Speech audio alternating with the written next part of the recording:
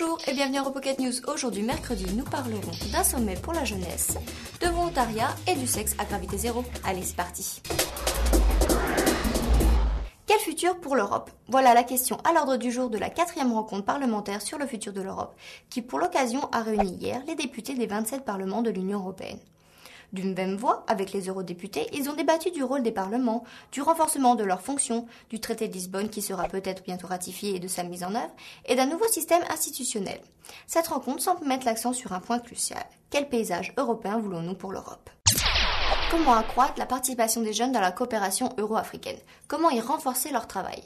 Voici en quelques mots l'objectif du sommet Afrique-Europe de la jeunesse, organisé par le Forum européen de la jeunesse, soutenu par la Commission européenne qui se tient à Lisbonne pendant 3 jours.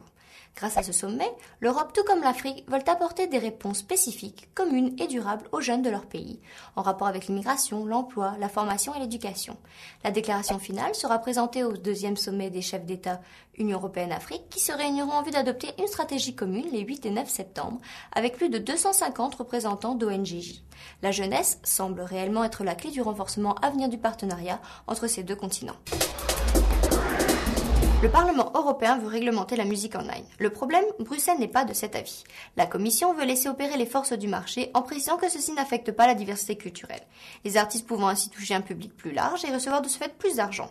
Mais ce n'est pas du tout l'avis des députés européens qui souhaitent une loi européenne garantissant des produits musicaux variés et qui protégera les artistes locaux et nationaux et l'industrie musicale des petits pays écrasés par les plus gros. Ils soutiennent que cette loi ne serait pas un frein à la concurrence et à la compétitivité des différentes compagnies sur le marché, mais au contraire, ce serait une arme de créativité et de diversité culturelle, prenant en compte les intérêts du marché. Enfin, quoi qu'ils fassent, quoi qu'ils disent, la Commission aura le dernier mot, qui pour l'instant est non. Je bénévole, tu bénévoles, nous bénévolons. Voici le mot qui devrait être sur toutes les bouches, car aujourd'hui, mercredi 5 décembre, c'est la journée mondiale du bénévolat.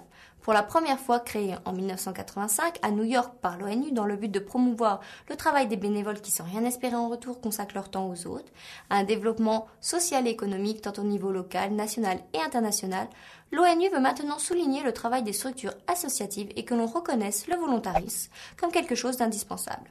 Chez certains de nos voisins, le volontariat fait maintenant partie du cursus universitaire. Voilà une matière éducative qu'il nous faudrait européaniser, car la solidarité ne se fait pas seulement dans les associations, mais chaque jour, chacun d'entre nous peut agir. Allez, résolution 2008, plus de bonnes actions.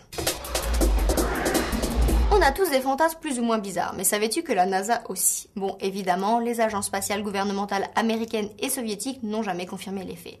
Mais Pierre Koller, un ancien astronaute devenu journaliste scientifique, nous apprend dans un livre intitulé « La dernière mission, Mir, l'aventure humaine » que des expériences visant à étudier les relations sexuelles en apesanteur ont été mises en pratique lors de vols spatiaux bien particuliers. 20 positions furent testées afin de connaître les 10 positions possibles sans la gravité, et seulement 4 ont pu être réalisées sans assistance technique. Les 6 autres nécessitant des ceintures électriques et un tunnel gonflable. Désolé pour les petits curieux car les images de ces expériences jugées trop délicates ont été censurées par la NASA. Mais ça reste l'occasion de revisiter le proverbe « Un petit pas pour l'humanité, un grand pas pour l'homme ». Voilà, c'est fini pour aujourd'hui, mais on se retrouve ici même demain à Europocket pour d'autres news. Ciao!